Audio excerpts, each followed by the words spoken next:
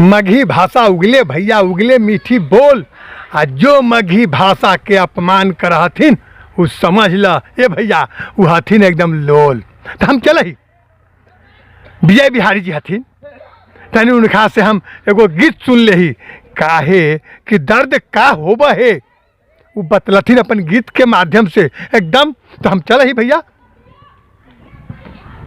हाँ विजय जी। जी सर। तथा एगो हम अपने से गीत सुनल चाही थी, जो परदेश में रहा थी उनकर का दर्द होबा है जी। अपने एगो गीत अगर सुनथिन। दर्द तो जी कही थी कि सर जे हमारा गाँव के हलथिन एगो बगले के। जी जी जी। तो वो गेल हलथिन तनी लुधियाना, अब बहुत हलथिन हमनी के मोहल्ला में के, तो गेलथिन लुधियाना तमिलनाडु। तो वो हमारा फोने पर सुनावा हलथिन, कहलथिन कैसे कैसे कहलथिन आथिन गीत के भाव से सुनावा सर के कहलथिन कि बाग बगीचा छूटल निमिया, अरे बरगद पीपर छाव रे। कैसे कहते भैया दर्द भरी कि बाग बगीचा छूटल निमिया, बरगद पीपर छाव रे। अरे दूर शहर में अइली भैया, छूटल हमर गाँव रे। दूर शहर में अइली भैया, छूटल हमर गाँव रे। कल कल छल छल नदी पनाला, भरल खेत खलिहान। अरे रात गगन में चांद सितारा, सूरज सुबह बिहान। अरे कल कल छल छल नदी पनाला, भरल खेत खलिहान।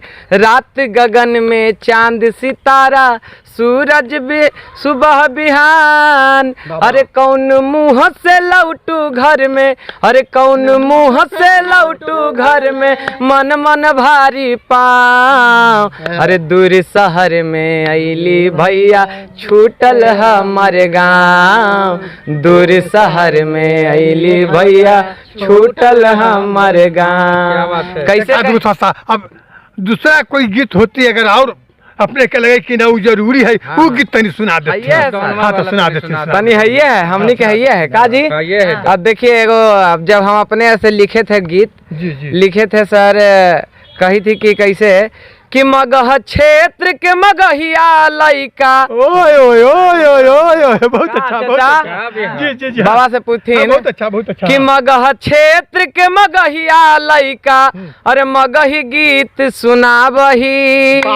अरे भैया एकदम छेद कर दिलथिन हमारे मिथिलेश भैया हथिन ना, देवन मिश्र वाला वो एकदम छेदे पर बड़का उपन्यास लिखित हथिन, वैसे हमारे छाती में आज छेद कर दिलथिन। ऐसे कैसे कही थी सर कि मगह क्षेत्र के मगहिया लइका, अरे मगही गीत सुनाबही। अरे नाम हमर विजय बिहारी, सबके दिल बहलावही। नाम हमर विजय बिहारी, सबके दिल बहलावही। मगह क्षेत्र के मगहिया लइका हो, मगह क्षेत्र के मगहिया लइका, मगही गीत सुनाबही। नाम हमर विजय बिहारी, सबके दिल बहलावही। नाम हमर विजय बिहारी, सबके दिल बहलावही। मगही हमर शान है भैया, मगही हमर प्राण है।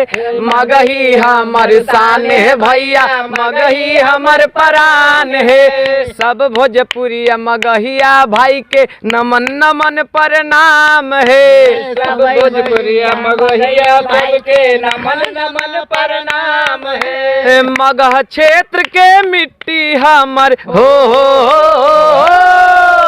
मगह क्षेत्र के मिट्टी हमर हरियाली कितना सुंदर है। नाम हमर विजय बिहारी, सबके दिल बहलावही। नाम हमर विजय बिहारी, कलाकारी हम करही। ये सब वो कलाकार हथिन हम बतला देवल चाहिए जो देवन मिश्र में काम कर लाथिन हल, जो मिथिलेश भैया बनवालथिन हल फिल्म देवन मिश्र, वो बिहार के कई एक जगह पर चल रही भी है। चलिए हम बिहार के जो भी स्थिति है ऊपर हम चाहे थी कि एक आध और अगर गीत सुनथिन हमार भैया तो बा निमल है भैया गाँव गीत सुनावन हमरा। सुना देथिन हमरे साथी। लॉकडाउन वाला होले ना भैया, हाँ। कितना कितना जब गेलखिन सब बेचारा के जो गे मैया लॉकडाउनवा वाला सुना मुझे बड़ी दर्द हो वही रे बाप।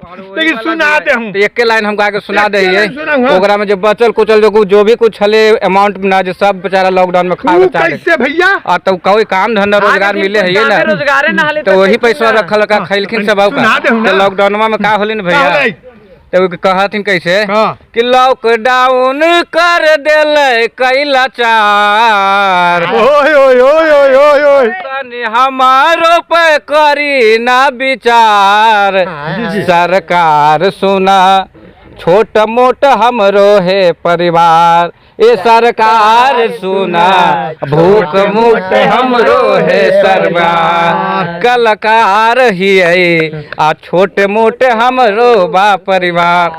कहे का मतलब साफ सुथरा है कि हमनी कलाकार ही है, एकदम रोजगार बंद हो गई है कलाकारी वाला, तो हमनी का करिए? तो एक बार सब बोलता तिरका कि हम मगहिया ही